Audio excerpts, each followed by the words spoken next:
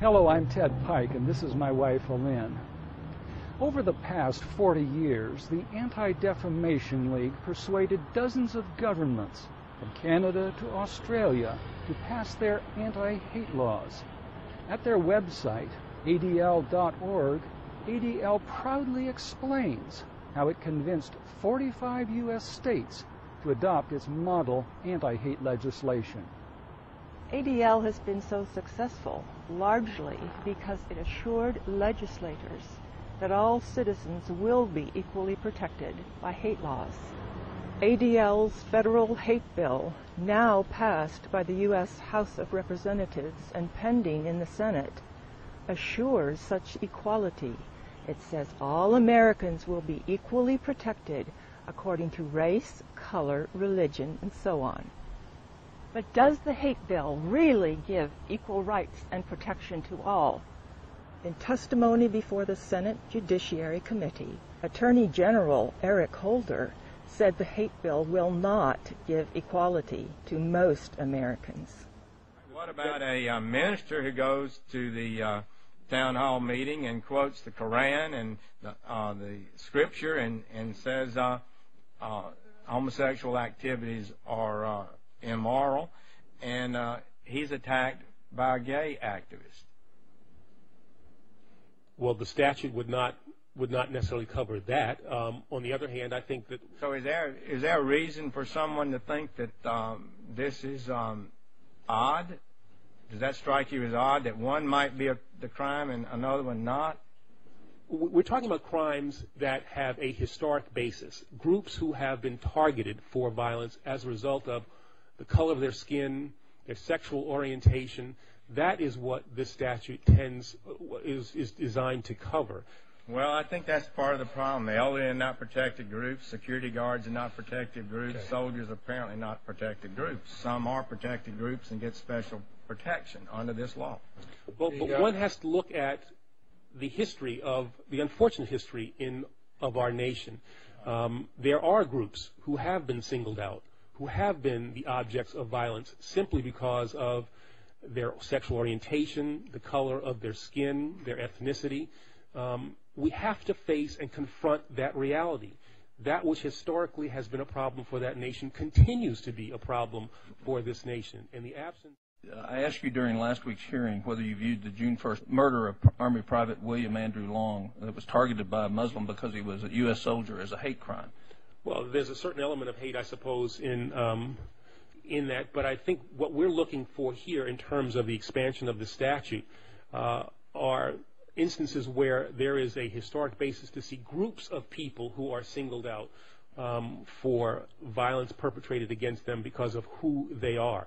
So what we're willing to do is elevate those crimes over the very intended hate crime that this man perpetrated upon this soldier.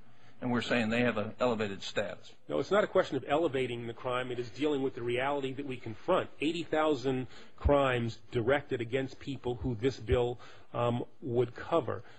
But with regard to the soldier that Senator Coburn asked you about, he's not covered, Mr. Attorney General, by the Act. He's not one of these groups, unless he was a homosexual advocating that and that caused the attack. So he wouldn't be covered. There are lots of other groups, people, decent people, that might need additional federal protection if the federal government had all the money in the world and all the time to investigate this. Clearly, the federal hate bill is not intended to protect most Americans from hate crimes. It only protects those whom ADL says are the victims of Christian, white, male civilization. In persuading legislators to pass their hate laws, ADL frightens them, saying there is an epidemic of hate in America. Hate, they say, is terrorizing whole communities. ADL says states are often unwilling or unable to prosecute hate-motivated violence. To counter this alleged failure of our justice system, ADL argues that the federal government should be empowered to take over local hate crimes law enforcement. Are the states really failing to enforce the law against hate criminals? This was a central question Republican senators asked Holder during the recent hearing. Holder always answered evasively. Now, do you have any evidence that this is the case, that there is a trend that specifically with regard to bias-motivated crimes, justice is not being served in this country? I'm not sure that I would say that I see a trend. I think that state and local prosecutors, our partners, do a good job. But I also know, as I noted in my prepared remarks, that there are instances where there is the need for the federal government to come in where a state or a local locality, for whatever reason, has decided not to pursue a case where I think it is clearly appropriate or does not have the ability to do that. Do you know of any instances where that's the case? Well, I have some in my my prepared remarks. Okay. I think about the case, I think it was in California, involving threats that were made before an assault actually occurred, and that matter was not pursued, I believe. Other senators kept asking the same question because no one could get a straight answer. Do we actually have good statistics that tell us that we're not fulfilling and carrying out the intent of state laws? I think that we have certainly good statistics that tell us that hate crimes are an ongoing problem for this nation, about 80,000 or so in the past decade. The ability of the federal government to help state and local jurisdictions who want to prosecute these kinds of crimes is certainly impacted by the federal activities requirement that the bill would do away with. My question is a little different than that. Do we have statistics where the states are failing? Do we have statistics that say we have these 80,000 crimes and 5,000 of them the states did a poor job on? Which states are regularly or systematically failing to enforce their laws punishing crimes of violence? Well, as I said, as I pointed out in my written testimony, there are instances that I think we can point to where a state or a local jurisdiction has failed to act in a way that I think we would all think that a state or locality should.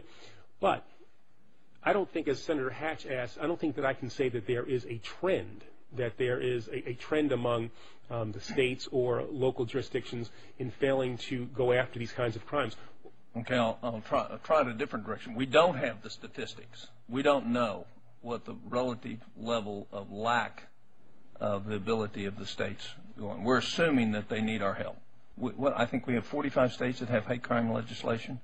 Are the states that don't have hate crime legislation worse in terms of the prosecution of these same similar events than the states that have them? I don't know. I'd have to look at the statistics, look at the evidence that we have. But what I do know is that as the law now exists, there are people who are the objects of hate violence who the federal government does not have an ability to protect if a state decides not to prosecute the case. Again, we can point to specific cases, but I don't have an ability to give you. But I can point to specific cases on lots of things that states don't do that we would like for them to do different, that we don't come and make a special law that we can step across that boundary between states and federal government to enforce them to do that. The difference, I think, though, is that there is the historic nature of the kinds of conduct that we're talking about. People who are singled out because of their race, their religion, under the new provision, their sexual orientation, where there is a history. I'll ask you again, cite me some cases of significance that have not been properly prosecuted in the last 5 years. Well, as I said, I think there are statutes, there are cases that are noted in my written testimony. But here's the way that I would view it. Well, no. I think this is important. You cited a California case. I understand that defendant was convicted of an assault, if not as. But every day crimes are prosecuted in state court that may not result in a conviction to which the prosecutor or I would like, but we don't pick that up in federal court with double jeopardy principles and just prosecute them again in federal court. We must conclude that there is no real need for a vast federal hate crimes bureaucracy, one that gives special rights to some while making second-class citizens out of the rest of us.